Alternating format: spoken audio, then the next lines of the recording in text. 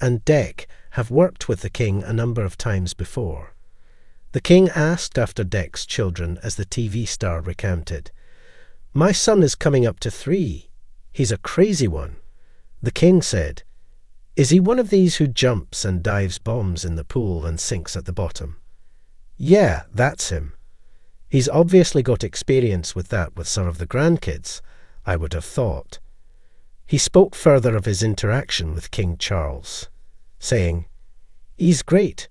He's got a twinkle in his eye, he's got a fantastic sense of humour, and he's genuinely interested in people." The King's trust helps young people from disadvantaged communities and those facing the greatest adversity by supporting them to build the confidence and skills to live, learn and earn. The TV presenter added, "He started the trust in 1976, so to see the fruits of that, almost 50 years on, must be incredibly rewarding for him. And it's done what he set out to do all those years ago." With 5 grandchildren, Prince George, 11, Princess Charlotte, 10, Prince Louis, 7, Prince Archie, 6, and Princess Lilibet, 4, King Charles has plenty of experience in grandparenting. However, the monarch has had limited interactions with Archie and Lilibet since Prince Harry and Meghan Markle relocated to the United States and quit royal duties in 2020. Of all the titles King Charles holds, it is reportedly Grandpa Wales that he is most proud of. The King and Prince Louis' close relationship was captured on camera during the late Queen's Platinum Jubilee celebrations. Speaking to Mail Online, expert leader Juliet Sullivan revealed William leaned across Camilla to ask Charles, "Grandpa, can Louis sit on your knee?" To which she replied, "Of course." The then 4-year-old prince sat on Charles's lap, who rocked him from side to side, making for some adorable family photos. In a rare and endearing glimpse into his private life, King Charles III opened up about his cherished role as a grandfather during a candid exchange with ITV presenter Declan Donnelly. The conversation unfolded ahead of the King's Trust Awards ceremony, a prestigious event celebrating young people's resilience and achievement, a cause close to the monarch's heart for nearly 5 decades. As goodwill ambassadors for the King's Trust, Declan Donnelly and his longtime co-host, Anthony McPartlin, better known as Ant and Dec, have shared numerous encounters with the King. But this latest meeting offered something more personal, a warm discussion not about affairs of state, but about family, and more specifically, about the young grandchildren who light up the King's life behind palace walls. "He's got a twinkle in his eye," Dec recounted the exchange with the monarch fondly. "My son is coming up to 3. He's a crazy one," the television star shared. The King said, "Is he one of these who jumps and dives bombs in the pool and sinks at the bottom?" "Yeah, that's him. He's obviously got experience with that with some of the grandkids, I would have thought." The remark, light-hearted as it was, reflected a side of King Charles that the public rarely sees, not the sovereign, but the grandfather who delights in the energy and mischief of young children. "He's great," Dec continued. "He's got a twinkle in his eye, he's got a fantastic sense of humour, and he's genuinely interested in people." Indeed, those who have worked closely with King Charles often describe him as a man of deep compassion and wit, qualities that shine most brightly when he's with his grandchildren.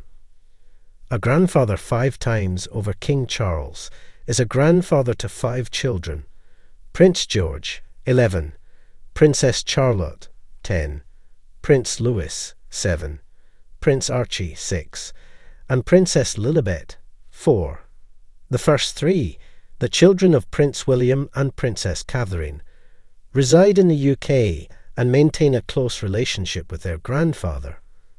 The latter 2, the children of Prince Harry and Meghan Markle, live in California, with more sporadic contact due to royal tensions and geographical distance. Yet, even with these complexities, it's evident that Charles cherishes each of his grandchildren deeply. Royal sources have long maintained that of all his many titles, the one closest to King Charles's heart is Grandpa Wales. The affectionate moniker, reportedly used by his grandchildren, highlights the warmth and devotion he brings to his role as family patriarch. The Platinum Jubilee, a moment to remember one of the most memorable public displays of King Charles's bond with his grandchildren, came during the late Queen Elizabeth's Platinum Jubilee celebrations in 2022. Millions around the world watched as the royal family gathered for the iconic pageant, but few caught the sweet exchange that occurred behind the smiles and waving hands. Expert lip reader Juliet Sullivan revealed to Mail Online that during one of the events, Prince William leaned across Queen Camilla and asked, "Grandpa, can Louis sit on your knee?" Without hesitation, King Charles replied, "Of course." What followed was a heart-melting moment. Then 4-year-old Prince Louis climbed onto his grandfather's lap, and Charles gently rocked him from side to side. The footage quickly went viral, capturing a softer, more intimate side of the monarchy. The resulting photographs, beaming with joy and affection, became some of the most beloved images of the Jubilee year. Navigating distance with Archie and Liet, while the king's bond with George, Charlotte, and Louis appears strong and consistent, the same cannot be said for his relationship with Archie and Liet, the children of Prince Harry and Meghan Markle. Since the Duke and Duchess of Sussex stepped back from royal duties and moved to California in 2020, reports suggest that King Charles has had limited interaction with the young prince and princess. Sources close to the palace suggest the king has expressed sadness over the distance, both physical and emotional, that separates him from the Sussex children. Still, insiders claim that Charles regularly sends gifts and messages, hoping to maintain a connection from afar. He's always expressed a desire to be involved in all his grandchildren's lives. One palace aide revealed, "It pains him that he can't see Archie and Liet more often, but he respects their parents' choices." Building a legacy through the king's trust, while King Charles may be deeply involved in his family life, his commitment to public service remains unwavering. Founded in 1976, the King's Trust, formerly the Prince's Trust, has supported over 1 million young people across the UK and the Commonwealth, offering education, mentorship, and career opportunities to those from disadvantaged backgrounds. Dec reflected on the Trust's impact. To see the fruits of that, almost 50 years on, must be incredibly rewarding for him. And it's done what he set out to do all those years ago. The annual King's Trust Awards celebrate the success stories of those who have overcome adversity with support from the charity. For King Charles, these stories are more than statistics.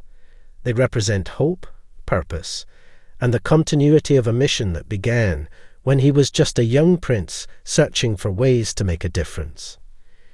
His Majesty doesn't just put his name on something and walk away. Aunt McPartlin added in an earlier interview, "He's involved. He asks questions.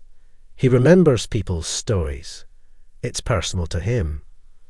Balancing the crown and the cradle as King Charles continues to adjust to life as monarch following the passing of Queen Elizabeth II, he faces the ongoing challenge of balancing duty with personal fulfillment. But if recent moments are any indication, the king is finding ways to integrate both. Whether it's swapping playful banter with TV presenters about toddler antics or comforting a fidgety Louis during national celebrations, King Charles is showing the world that behind the regalia is a grandfather who is just as enchanted by childhood giggles and poolside cannonballs as any other. One palace insider put it simply, "He takes his responsibilities as king seriously, but he never forgets he's a father and grandfather first." That role grounds him and brings him immense joy. A family's future as the royal grandchildren grow up under the watchful eyes of the public, some as future kings and queens, others as private citizens across the Atlantic. King Charles's influence will be felt in different ways. Prince George is already learning the ropes of royal life, attending official events, and even beginning to study constitutional responsibilities. Charlotte and Louis, too, have been making more public appearances, delighting royal watchers with their charm and confidence. For them, Grandpa Wales is not just a monarch, but a loving guide who helps them navigate the unique pressures of royal childhood. Meanwhile, for Archie and Liet, time will tell how their relationship with their grandfather evolves. The hope from the palace, and reportedly from Charles himself, is that the bonds of family will remain strong despite past tensions and present distances. As Dec Donnelly observed, he's genuinely interested in people, and that includes the smallest ones in his family. In an era where the monarchy faces both scrutiny and transformation, King Charles's candid comments about his grandchildren offer a refreshing and humanizing glimpse behind the curtain of Buckingham Palace. Is a standout event on the summer sporting calendar, with members of the royal family often stepping out in their finest frocks and showcasing their elegant flair for fashion. This year, we've already seen Princess Beatrice and her mother, Sarah Ferguson, appearing in radiant, summer-inspired designs.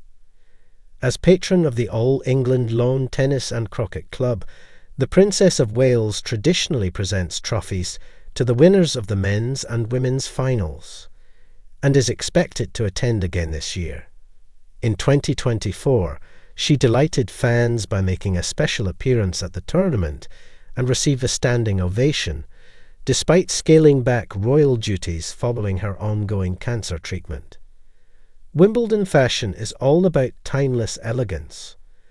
Women attending often opt for classic looks with smart tailoring and refined details.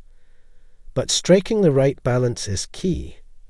An outfit should feel bold, beautiful, and eye-catching, while still being comfortable for a long day courtside. Here are 3 top tips to help add charm and polish to your Wimbledon look. While Wimbledon encourages smart attire, there isn't a strict dress code for spectators. Women are generally expected to opt for elegant styles, and topping most people's lists are floaty florals or form-fitting designs. Carol Middleton has become something of a Wimbledon-style icon, especially courtside. She often chooses floral-midi or maxi dresses in bold, eye-catching prints, typically paired with a tailored blazer for when the sun dips behind the clouds. Floral dresses remain a timeless choice, offering versatility and flattery across a range of body types. The key is in the details. Selecting the right print scale, silhouette, and fabric placement can enhance your best features and create a balanced, confident look. Women often opt for wedges at Wimbledon for their perfect blend of comfort, style, and practicality. Wedges provide a more stable and supportive alternative to traditional heels, offering height and leg-lengthening benefits without sacrificing comfort, ideal for long days on your feet. They're especially suited to navigating the grass and gravel paths of the All England Club, which is why they're a go-to choice for royals like Duchess Sophie and Zara Tindall, both of whom are regularly seen wearing them at the tournament. Stylish yet functional, wedges remain a smart footwear staple for summer events like Wimbledon and other outdoor events. Meghan Markle is the queen of accessorizing, effortlessly striking the perfect balance between statement and subtlety. Her accessory collection is both versatile and refined, spanning structured bags, boater hats, oversized sunglasses, and an array of glittering jewellery. At Wimbledon, the style mantra is less is more. Nothing too overpowering, but still polished and intentional. The key? Opt for sleek, compact bags that fit just the essentials. A chic boater-style hat that adds elegance without distraction, and a pair of bold, oversized sunglasses to tie the look together with confidence, just like she did back in 2018. Princess Anne is once again to step up to mark an important day on behalf of King Charles. While proving distance is not an issue when it comes to attending royal engagements and doing her duty. On Tuesday, the Princess Royal, acting as a master of the corporation of Trinity House, attended the organisation's event in central London. But later on the same day, Princess Anne is scheduled to head from central London 400 miles north to Scotland to host a garden party at the Palace of Holyrood House in Edinburgh, alongside Vice Admiral Sir Tim Lawrence and King Charles and Queen Camilla. The first event of the day for the Princess Royal marked the annual IALA World Aids to Navigation Day, hosted by Trinity House, and is a key part of the 3-day celebration of maritime safety and innovation. It holds particular significance as the International Association of Marine Aids to Navigation and Lighthouse Authorities, IALA, has had an upgrade in its status. It has now been changed from a non-governmental to an intergovernmental organisation. The new change is expected to provide exciting opportunities for stronger international cooperation at government level, relevant stakeholders, and other international organisations.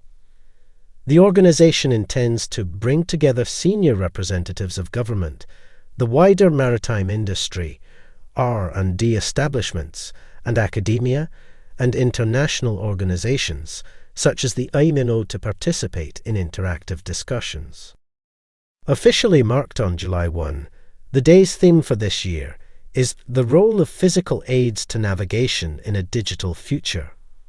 The garden party will see King Charles welcome around 8,000 people from all walks of Scottish life to spend a relaxed afternoon with him in the beautiful grounds of the palace in Edinburgh alongside Princess Anne and her husband. The royal family will mingle and chat with guests, and the party is usually accompanied by music from regimental bands and the Royal Scottish Pipers Society. King Charles and Queen Camilla arrived by helicopter on Tuesday morning, where they were greeted by musicians from the Royal Regiment of Princess Anne, has long been hailed as the most industrious and steadfast member of the British royal family, a reputation she reinforced in spectacular style this week. On Tuesday, July 1st, the Princess Royal undertook a whirlwind schedule that would leave even the most seasoned public figures breathless. From London to Edinburgh, a journey spanning over 400 miles, she completed not one but two significant royal engagements, exemplifying the quiet strength and unwavering commitment that have become her hallmark.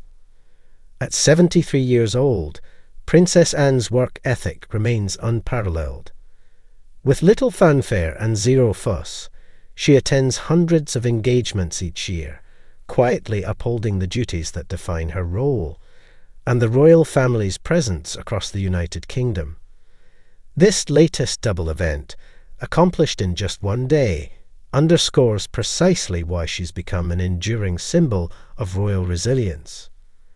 A maritime morning in London, the day began in the heart of central London, where Princess Anne attended an important ceremony hosted by Trinity House as part of the IALA World Aids to Navigation Day.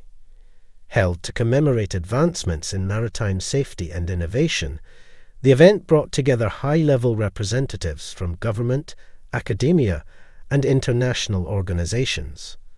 Princess Anne was not merely an observer at the event. She was a key participant. As the master of the corporation of Trinity House, she represents an institution that dates back over 500 years and remains vital to the protection and navigation of Britain's coasts. The occasion marked a turning point for the International Association of Marine Aids to Navigation and Lighthouse Authorities, IALA, which has recently transitioned from a non-governmental body to an intergovernmental organisation. a development that opens the door to increased global cooperation in maritime affairs.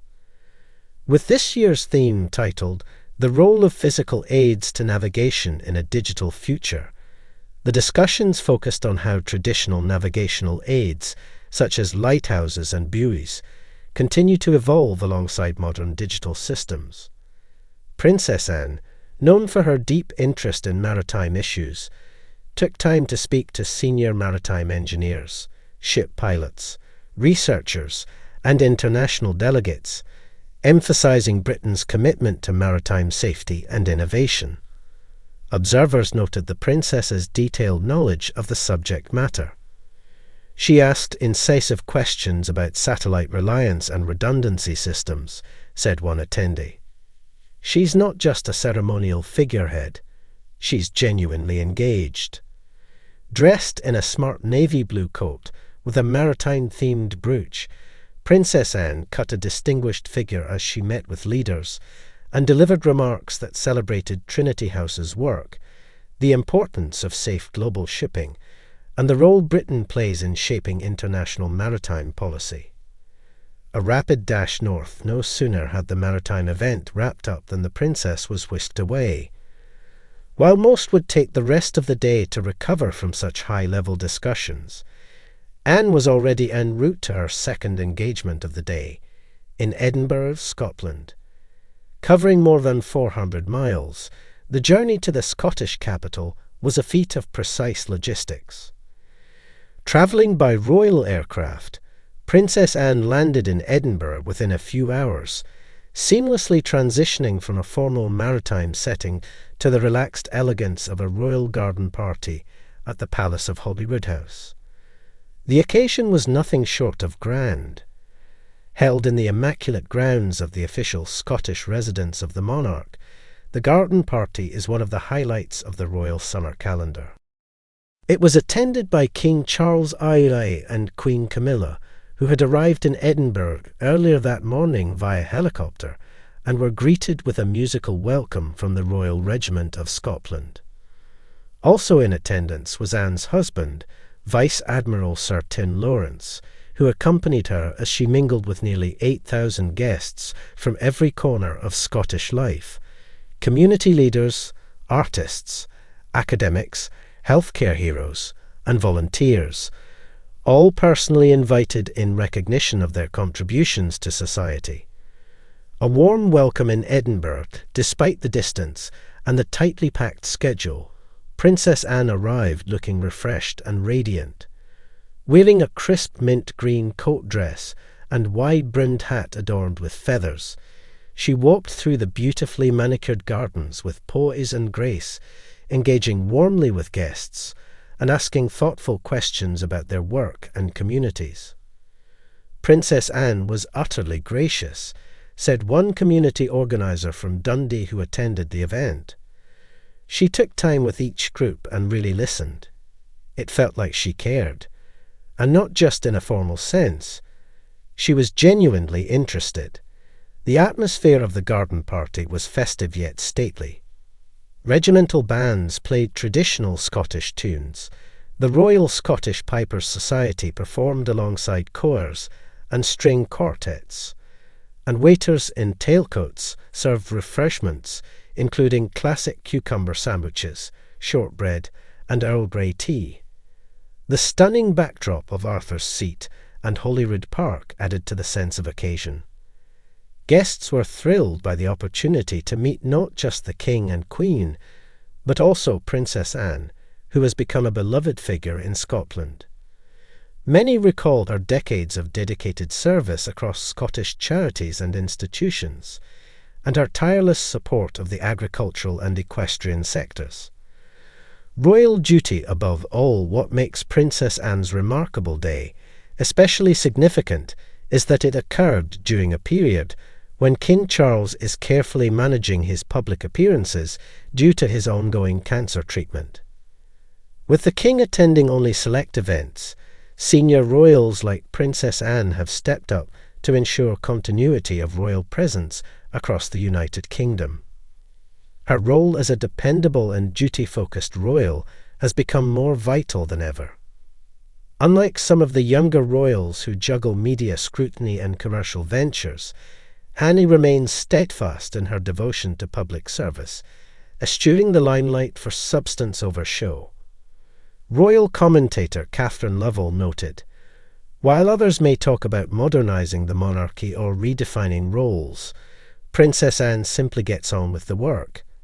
That's why she's so admired." She represents the monarchy at its most efficient and least self-serving. Indeed, her double engagement, balancing a technical, international maritime event with the soft diplomacy of a national garden party, showcases the diversity and importance of her role within the royal family, the people's princess of work ethic. For years, Princess Anne has topped the charts as the royal who completes the most engagements annually. She typically undertakes more than 450 engagements each year, often outpacing even her older brother, the king. But she does it without fanfare or fuss.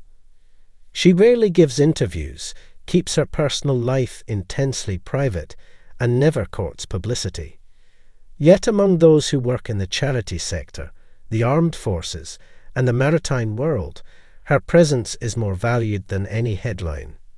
"She shows up, and that means something," said a Scottish volunteer who met her at the garden party.